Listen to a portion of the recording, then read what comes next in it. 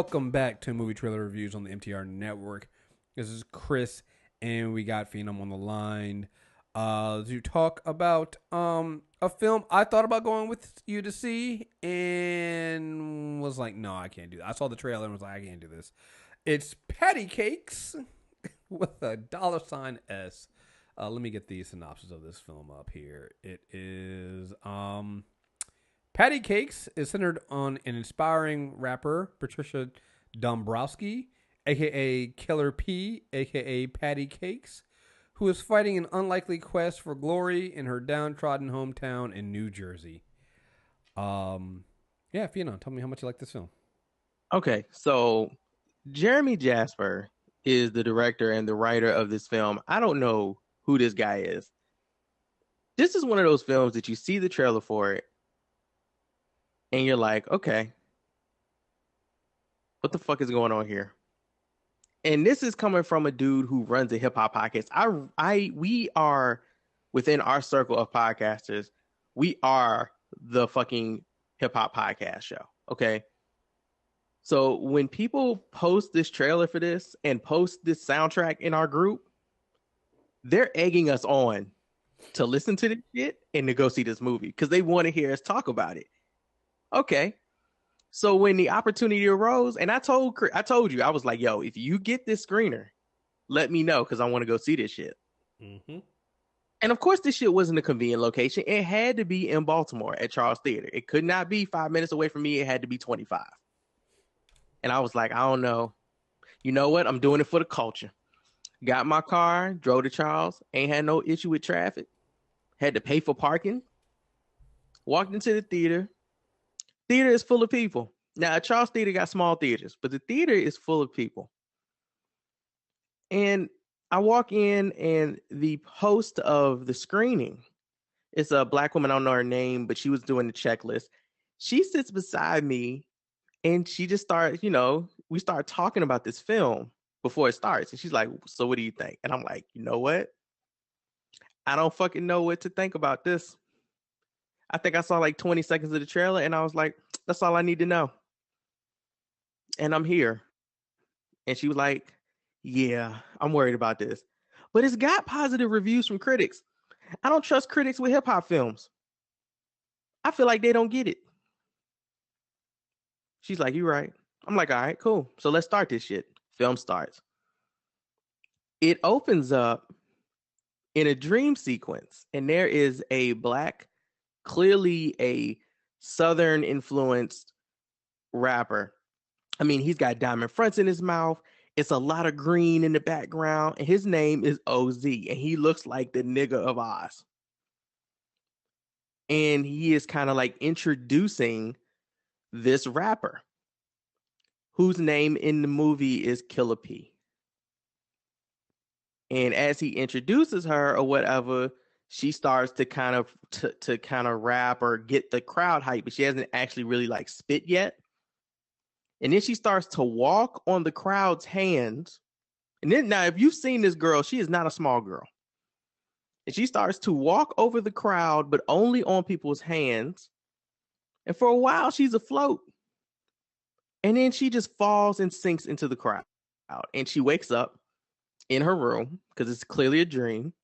And there's a poster of this dude that introduced her dream over her head. And she is the most frumpy, backwoods, Jersey looking thing you have ever seen. She looks very Jersey, like very. That's not slander. That's just she looks very Jersey. Oh, it gets worse. It gets much worse as far as looking Jersey goes. She lives in this confined, dilapidated space with her mother and her grandmother. Now, flat out, and I don't care what anybody says, her mother is a piece of shit throughout 95% of this film. Her grandmother is the only person that really she confides in and she really takes care of. You can tell that she's the breadwinner of the family, which is again why her mother is trash. And her grandmother is basically like on her last leg in a wheelchair, chain smoking herself to death. This girl goes out into the world and she just keeps having these little fantasies, right? She's just constantly, it is the 8 Mile for this Jersey rapper. No, I'm not making this up. that's what Like, that's what I thought when I saw it. I was like, this is 8 Mile, Mile. This is with 8 Mile. tell you it's 8 Mile, dude. Yeah, it is. It is a goofy 8 Mile, and 8 Mile is in itself is a goofy film until it gets really dark. And this film never gets as dark as 8 Mile because the more it introduces you to the characters, the more things kind of lighten up and get. The more you connect with this main character. I say all of that to say you should have came to see this fucking film because this shit is good. Like, it is good, bruh. I'm watching the film and I'm like, I think this fucking film is actually good. Like, it's funny. It's fucking funny. Like, it is. There are scenes where it's corny as shit, Chris, and it is vulture culture. It is like vulture culture, but they're so goddamn stupid that you can't take it seriously. And it's not even like they're stupid. They're just so silly about it, right? They don't have nothing else to do. Like the dude that plays Jerry, that plays a sidekick, he is an extremely likable character, despite the fact that he is an Indian dude walking around in a fucking do-rag. He is a likable fucking character. He's very encourageable of her. He's an actual friend. Like, he's extremely supportive of her and her talent, which brings me to the next thing that kind of blew me. She can spit in this film. That's not even like she can fucking spit. It's just no way to put it. If you had a white girl that came up in front of you and started spitting the way this girl spit, and it's all battle rap. I don't know who wrote the bars because this girl is not a rapper. I walked out of this film thinking that this was a real rapper that they had just used this film as promotion for. And when I looked it up, I'm like, oh no, she's actually an actress. She's not a fucking rapper. She's actually working on another film with oh my God, I'm forgetting her name again. Old girl from Hunger Games that was Jennifer helping Lawrence? the main character with her dress and stuff. I don't know why I can't think of her name right now.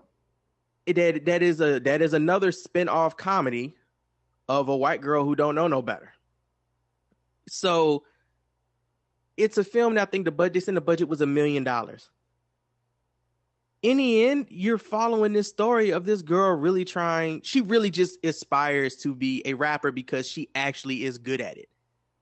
Vulture cultures are people who aspire to be rappers and they trash. Like, they don't have no respect for the culture. They don't have respect for talent. Like, they don't actually try to get out there and work. And there was never a moment in this film where I felt like she was just a straight up culture vulture. I felt like she was an outcast. Problem is the trailer then, because the trailer does not makes it seem like she's a vulture culture. The trailer is trash. The trailer makes it seem like trash. The trailer makes it seem like this is some white girl that's pretending to be a rapper. And I'll be honest, she spits a little bit in the trailer and it's still trash. Like, they didn't do that right. Like, I watched the trailer and that same shit that she spits in the trailer, they chopped it all the way the fuck up. Because when she actually spits that shit in the movie, it's really long. It is a long fucking verse, and she goes in, and it starts off very dunna dunna dunna dunna dunna dunna, but she can spit fast, she can spit flow, she got bars, she says a lot of funny shit when she's rapping. Because there's a scene where she battle raps, which is also in the trailer, and the dude headbutts her after she like battles him. That's how bad she made him feel when they battled. He was just such a dickwad that he headbutted her. It is a film about a girl who is just not your typical what you like you would really care about. Like, you would just see her and you're like, oh, okay, whatever. You would never think that she could spit. You would ever think that she was into it like that. And it's a film of some awakening for her. There was a lot of realizations that she had to come to as far as if you want to do this rap shit. And I think that releasing a film like this now, with the way the industry is and the way that the rap is and how big it is, it's really hard to look at this. For me, it's really hard to look at a film like this and go, man, I'm getting tired of these white people wanting to do rap. But white people have been doing rap since Vanilla Ice. What I'm tired of is motherfuckers who want to do rap that don't really want to rap. That's what gets on my fucking nerves. Like, if you can spit, I'm all for it. And this film kind of came in conjunction with an episode we did last week on the podcast where I found a video of a girl named Wynn who can fucking spit. And it's a white girl. It is a white girl that you would look at, you would not think she could fucking spit. And that girl went last in the cipher we played because she was better than the 3 dudes of color who spit before her. She was just that fucking nice. So we have like hip hop has reached a level where it influences people's lives. And I think this film really captured that she didn't have nothing but hip hop to look forward to. Like that's the only thing she had. Her mom won't shit. Her grandmother is dying. She was working like 3 jobs in this film to pay for everything, to pay for her grandmother's medication and stuff. It really was a film about her as a person, not just about her trying to become a rapper. And I think that's where I got sucked in because I liked her as a character. I liked her friend as a character. They introduce a black kid in this film who has his own story, and he is like the complete opposite of what you'd expect of a black kid in a film like this. He is in the death metal and like hardcore rock and shit, and he has his own issues he's dealing with, which that ends up kind of becoming a joke later on in a good way, not in a we laughing at him way. I thought it was just a feel good, enjoyable film to me, and I was really surprised, and you could hear the reaction from the audience in the theater while we were watching this, because there were a lot of black people in this movie, surprisingly, and it was a lot of people at different ages, because it was the old couple sitting in front of me. There were black people all around, and you knew they was in there because when certain scenes came up, the black people were the only ones laughing in the theater. There's a scene in the trailer where she walks into the drugstore and he's announcing her. They should have just put that whole scene. They should have just made that whole scene the trailer. That scene happens within a good 10 minutes of the movie opening. And at that point, you decide whether you're in and out on this film. I was dying. Like when she walked in the store and dude started giving her all these aliases, and then she took the phone from the announcer from him and started giving him all these different aliases, and they were ratchet as fuck, pseudo kind of racist aliases, but funny. Like that shit was just, I was like, okay, I might be in, but I was waiting to see her spit. That's what I was really waiting for. And that's why I was like, okay, she's not fucking terrible. And the more songs that they did when they showed them working together and finally creating their first song together, you know, people in the theater was bumping. Like people were enjoying the track, watching it all come together. I just thought it was way better than I could have ever fucking anticipated. And that trailer does not do this film any goddamn justice, to the point that I will say this, and I don't care who the fuck come for me. This is the best rap film out this year. And another big rap film came out this year. And I'm sure people are going to want to fight me after putting them two against each other. Which film is the better rap film? We talking about All Eyes on Me? Story? Oh, no. Come on, everybody said that was trash. Story or Patti Cakes? Well, I mean, everybody said that Tupac story was trash. Yeah, there's people fighting for that Tupac film, bro. We had them in the group. There's people fighting for that film. Like, they really like that film and they don't think it's that bad. Patti Cakes is a better film. It's a better written film. The way they did the character, like I know that Aaron from Black Astronaut said he had a chance to interview the director. I wish we'd had that opportunity, because I have so many questions for him. And my first would be, who wrote her bars? Because they actually have a ghostwriter rapper in this movie that makes a cameo. I know he ghostwrites. So I'm wondering if he wrote some of these bars. You know, and she was going up against other lyrical rappers at the end. It has a whole 8 Mile finish. It's not a battle rap thing. It's more of a contest. It's in the trailer. But, you know, I think the rating that the film has right now, I think it's sitting on Rotten Tomatoes at the 80%. I think it well deserves that. This is one of the better indie films that I've seen lately. And it just helped that I saw it at Charles Theater, because that whole ambiance just fit right with this. Is this a big budget film? No. Is this some shit that if it comes on TV, you happen to catch it and you might not get up off the couch? You might kind of get into it and you'll get some laughs out of it? Yes. So for me, this is an easy 8 out of 10. Like, I fucks with this movie. Okay. I fucks with Patti Cakes. Oh, yeah, that's surprising, because I'm not gonna lie, that trailer looks like trash, and I'm still not gonna go check it out. So I was ready to kill this film. I was so ready to. I walked into the theater. I was like, I am going to kill this film. Yeah, I couldn't bring myself up to I drive can't. all the way up there for I that. can't fucking kill it, man. Like this is the second time this happened this week too, because there's a rapper called Triple X Temptation or Tenacious or whatever. Mm-hmm. And we played his album on a podcast. We were ready to kill that album. We were like, we gonna fry this little nigga. We played one song, and I was like, so is anybody else besides me feeling this track? And everybody else on the podcast was like, yo, it's actually dope. Well, Broken Clock is right at least 2 times a day, nigga. We're gonna go ahead and play another track, see what happens. And by the time we got to the 4th track, we were like, okay, we actually gonna be listening to this at work tomorrow. That just happened with Patti Cake. So it's just been a week of, okay, you caught me off guard. I wasn't prepared for this to be likable. They're comparing it also to Hustle and Flow. For the grittiness of it, yes, I think Hustle and Flow is a weird film.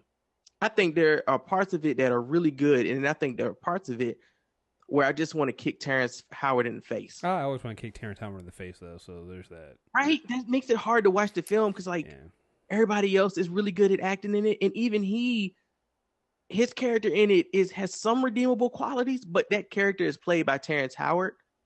So sometimes you just want to kick that character in the face, even when he's doing the right thing. Because Terrence Howard, and he just that's just because his face is just so kickable. He just has a kickable face. He does, right? And a kickable voice. Yeah. Oh yeah. This voice definitely kickable. Yeah. I want to be a rapper. Man. Well, another thing too, we know he has domestic violence things too. So it's like in real life. Yeah, so you really want to kick him in the face. So it's just like it just happens. He's been with 6 women in his life, and he's beat at least 10 of them. So that's how Terrence Howard. He's got beatings on layaway, yo. Like you get into the relationship, he's already got them built up. It's like, oh yeah, I've already stacked up at least four beatings right now, yo. So I'm you as a woman in this country, and I hate that we turn domestic violence into a joke, but as a woman in this country, you have a better chance of getting a beating from Terrence Howard than you do of getting the SNES Classic pre-order. Like that's pretty much how it works. So. Terrence Howard out here handing out beatings like Oprah hands out car. You get a beating. It's like, who outside want a beating? Anybody outside want a beating? We dropping beatings all over the place. And for anybody saying we're making fun of domestic violence, he's a terrible fucking person. That's why we say we want to kick him in the face. He is a terrible fucking person. He's a terrible fucking person. Huh? He's also annoying as shit. Oh, he's always annoying. Like I still you remember when he's supposed to be War Machine. A roadie in fucking the MCU, but wanted more fucking money. So now he gets all salty when the movies come out. Every time a movie comes out, somebody's always asking him, like, yeah, so do you ever look back at that time and wish you kind of stuck it in? He's just like, man, I don't even think about that time no more. It's like, yeah, Terrence, you definitely did. I got Empire, man. Fuck you, man. Yeah. I ain't worried about that. Yeah, Terrence definitely stacked up at least like 4 or 5 beatings after losing that right there, yo. So it's just like, I got a question. Has anybody taken the scene of War Machine falling to his death in Civil War and just put Terrence Howard's face on his face when he's talking to Tony before he hits the ground? Tony. Because I feel like that shit is a long overdue. Nobody in the history of being a movie person and a black person wants to ever seen Don Cheadle die. Nobody. Right. Okay. Nobody should have had. You know what you got to do? You got to put when Rhodey goes down, you got to have Terrence Howard as his character on Empire coming in the fucking wheelchair, yo. Like yeah. I'm next. That scene where he's getting his training, like he's yeah. He's going through rehab. Mm-hmm. Yeah, just put Terrence Howard's face on him there every time he collapses. Oh my god. Terrence Howard's a terrible person. I mean, he should be kicked in the face. Fuck Terrence Howard. You can find the rest of the review. So there you guys have it. Patti Cake, a surprising review. It actually is a good movie. So if you can find it, go check it out. Phenom's giving it an 8 out of 10. You find the rest of the reviews on going to the website mtrnetwork.net, or you can check us out on. You probably listen to us, so you check us out on iTunes, Stitcher Radio, your iPhone, any of your podcatchers. Search for movie trailer reviews. And the reviews will be up there. And next week, I believe, next week we go in. Tuesday? Tuesday. Yes. We get it. Finally, I'm waiting on that one. Tuesday. Yeah. All capitals. Can't fucking wait. can't. They already dropped reviews saying that it is scary and it's good. Yep. So I can't fucking wait, and I'm all in on that shit. And yeah. So again, folks, thank you very much for listening. Until next time, we are out of here. Peace. Peace.